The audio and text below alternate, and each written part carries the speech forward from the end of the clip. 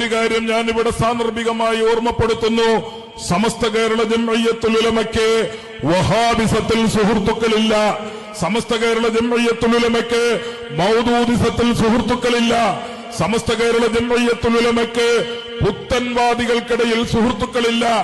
ഈ സമുദായത്തിന്റെ അസ്തിത്വത്തെ തന്നെ തകർക്കുവാനും അതിന്റെ വിശ്വാസത്തെ തകർക്കുവാനും അതിന്റെ സംസ്കാരത്തെ തകർക്കുവാനും അതിന്റെ പാരമ്പര്യത്തെ തകർക്കുവാനും ഏതൊക്കെ കാലങ്ങളിൽ ഏതെല്ലാം ഛിദ്രശക്തികൾ ശ്രമിച്ചിട്ടുണ്ടോ അവരോടൊക്കെ ചെറുത്തു തോൽപ്പിക്കുകയും അവരെയൊക്കെ പരാജയപ്പെടുത്തുകയും മനുഷ്യത്വത്തെയും മനുഷ്യ സൗഹൃദത്തെയും മനുഷ്യന്റെ ഐക്യത്തെയും മനുഷ്യന്റെ സ്നേഹത്തെയും മനുഷ്യരുടെ ബഹുസ്വരതയെയും കേരളത്തിലെ ബഹുസ്വരതയും മതേതരത്വവും മറ്റേത് സംസ്ഥാനങ്ങളെക്കാളും മറ്റേത് രാജ്യങ്ങളെക്കാളും നിലനിൽക്കുന്നതിന്റെ പിന്നിൽ പ്രവർത്തിച്ചിട്ടുള്ളത് കേരളത്തിലെ മുസ്ലിം പണ്ഡിതന്മാർ, സമസ്ത കേരള ജംഇയ്യത്തുൽ ഉലമയുടെ നേതാക്കൾ, കേരളത്തിലെ ഹൈന്ദവ സന്യാസിമാരും സൂഫിവര്യന്മാരും, കേരളത്തിലെ ഹൈന്ദവ സന്യാസിമാരും മുസ്ലിം സമുദായത്തിലെ സൂഫിവര്യന്മാരും, കേരളത്തിലെ ക്രൈസ്തവ പണ്ഡിതന്മാർ, ക്രൈസ്തവ നേതാക്കൾ,